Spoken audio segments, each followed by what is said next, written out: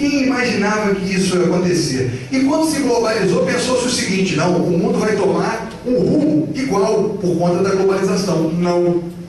Na China, eles fazem um capitalismo de Estado e preservam a questão das raízes orientais, assim como o Japão. Fazem um capitalismo de mercado, mas preservam a questão cultural deles. As pessoas imaginavam que não. O modelo americano vai tomar conta de tudo. Isso não aconteceu. Bem, o crescimento dos países de terceiro mundo, né? O Irã está incluído, não está incluído nos BRICS, mas Brasil, Índia, Rússia, né?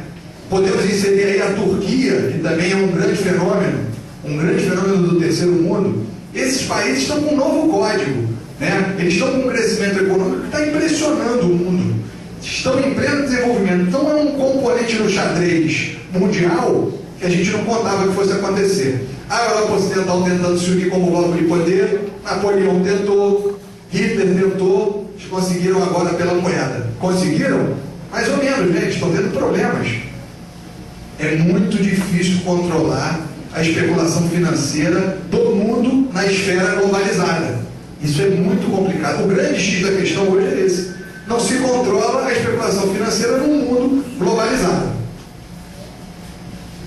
Um mundo em transição pluricultural. O mundo se tornou polifacético. É um mundo caleidoscópico, em que as alianças entre países se dão cada vez mais em torno de temas, questões. Isso se faz caso a caso, e não como antes, em bloco. Bloco da esquerda, bloco da direita. Não há mais alinhamento automático ditado por posições ideológicas, ou pela posição de cada país, numa determinada hierarquia de riqueza ou poder. Os países dialogam como querem. Não existe mais aqui, não posso falar contigo porque o tio Sam não quer, não posso mais falar contigo porque a mão de ferro não quer. Não existe. Existe o diálogo internacional.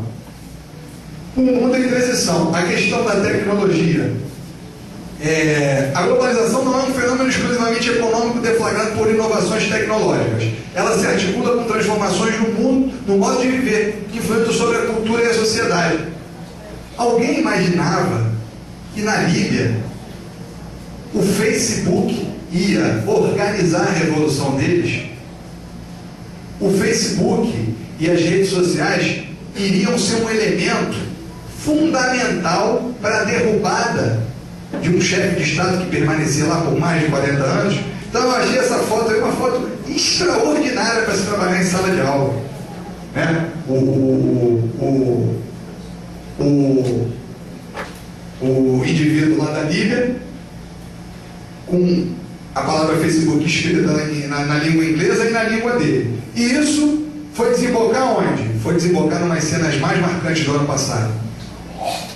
A Primavera Árabe, que não é uma coisa de um único país, mas é uma coisa que acontece naquele mundo islâmico, onde o povo botou a mão no ditador. E realmente isso foram cenas extremamente marcantes. Então eu estou fazendo o link da tecnologia, da possibilidade da comunicação estar a nosso serviço, a serviço do povo, democratizada. Podemos passar. Bem, e o que está se formando aí no novo cenário? Um modelo que tem a liberdade com responsabilidade, né? Você ter liberdade, por exemplo, os Estados Unidos têm um país da liberdade, Estado da liberdade. Só que eles, em 2001, falaram, não vamos cumprir o protocolo de Kyoto. Isso é responsabilidade? Não é. Os países se juntaram, vamos fazer aqui um protocolo para a gente até 2015 diminuir a emissão dos gases. Quando chegou em 2001, o José falou assim, eu não vou cumprir. Então, tem-se liberdade, tem-se democracia, mas tem responsabilidade? Estou dando exemplo dos Estados Unidos, mas tem diversos exemplos que a gente pode citar. O que se discute cada vez mais hoje são temas negligenciados pelos Estados nacionais, o que se refere aos riscos e às incertezas da ordem internacional. Assimetria de poder nas relações econômicas, proliferação nuclear, terrorismo, ameaças ao meio ambiente, bioepidemias, igualdade entre os sexos, o papel da mulher e a diversidade da orientação sexual. Isso são temas mundiais, são temas planetários, são temas que envolvem todos. E se essa discussão não entrar em pauta, todos nós teremos prejuízo com essa questão. Bens públicos globais. Esses temas redefinem a relação entre o local, o nacional e o global. Isso já se misturou. Questão ambiental não é mais do MEA, nem do Brasil. É uma questão do planeta. São evidências da fragilidade de um mundo interdependente, sem mecanismos de regulação adequados. Então tem uma interrogação: o que é que vai acontecer com o mundo? Que antes isso não era muito questionado. Bem, aí nós entramos, vamos dar um mergulho, já que nós vamos falar de água, no estudo do Gilmar. O Gilmar escreveu um artigo muito bom, e vai estar nesse marco conceitual, eu indico, e eu vou pensar alguns números para a gente ter uma ideia planetária de como funciona, né? Existe 1,39 bilhão de quilômetros cúbicos de água no planeta. 1 quilômetro cúbico lá embaixo é igual a 1 bilhão de metros cúbicos, que é igual a 1 trilhão de litros. Nós temos de água doce 35,03 milhões de quilômetros cúbicos de água doce. Sendo que essa água doce é dividida em água doce subterrânea, 10,53 milhões, glaciais e cumes gelados, 24,06 milhões de quilômetros cúbicos, e sobra a água de superfície, que é o que a gente usa, 104,59 mil quilômetros cúbicos. Pode passar. Se dividir toda a água da superfície pelos 7 bilhões de humanos, cada um receberia aproximadamente 570 bilhões de litros por dia durante 75 anos. Tem água para todo mundo? Tem água para todo mundo, tem? Cerca de 1,1 bilhão de pessoas, ou 1 em cada 6 indivíduos, não tem acesso à água limpa em quantidade suficiente para garantir saúde e desenvolvimento social e econômico. Tem essa água toda, só que a natureza não distribui isso corretamente, não. Por exemplo, no Brasil, nas grandes metrópoles, já temos problema de água. Na Amazônia nós não temos. A maior bacia hidrográfica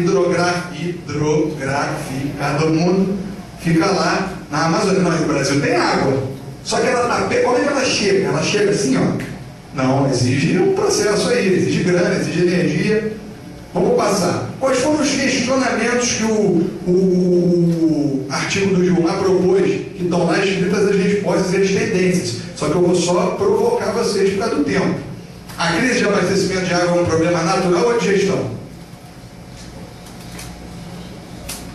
Não precisa responder agora. Quanto mais alto o padrão de vida de uma família, maior é o consumo da água. Quanto mais o cara ganha grana, mais ele gasta água, mais ele lava o carro, mais ele tem piscina, né? Então, quanto mais o cara tem recurso, mais ele gasta água. A água deve ser vista como um bem econômico, produto para se obter lucro, ou como um bem vital, essencial à vida, que deve estar sempre disponível para todos. Não são perguntas provocantes? Está tudo lá no artigo. O artigo é muito bom. Pode seguir. Bem, essas cartilhas foram as cartilhas justamente que eu falei. A do Ziral é espetacular. Eu fiquei preocupado, porque normalmente essas aulas que a gente dá, elas acabam servindo mais, elas têm mais a linguagem do fundamental e médio, né? Mas nesse marco conceitual tem muito material para vocês. Muito. Acho que vocês estão sendo até mais prestigiadas nesse material que a gente elaborou do que os professores do fundamental e médio. Essas cartilhas do Ziral são espetaculares. Esse trabalho aí serve para todas as idades, esse trabalho que a nova SEDAI fez. Pode passar. E os vídeos infantis, hoje com o advento da internet, nós temos coisas interessantíssimas. Alguém conhece esses dois vídeos? O do Waterboy e o da Turma da Mônica, sobre água? Alguém já viu esses vídeos? Bem, quem é o Waterboy? O Waterboy é um personagem que foi criado pela Evian, que é uma multinacional, nem sei se chegou no Brasil, que produz água vindo dos cumes suíços. A água é maravilhosa, eles têm água para borrifar na pele, só que eles têm um conceito, e os comerciais deles seguem esse conceito. Vamos ver um comercial do Waterboy.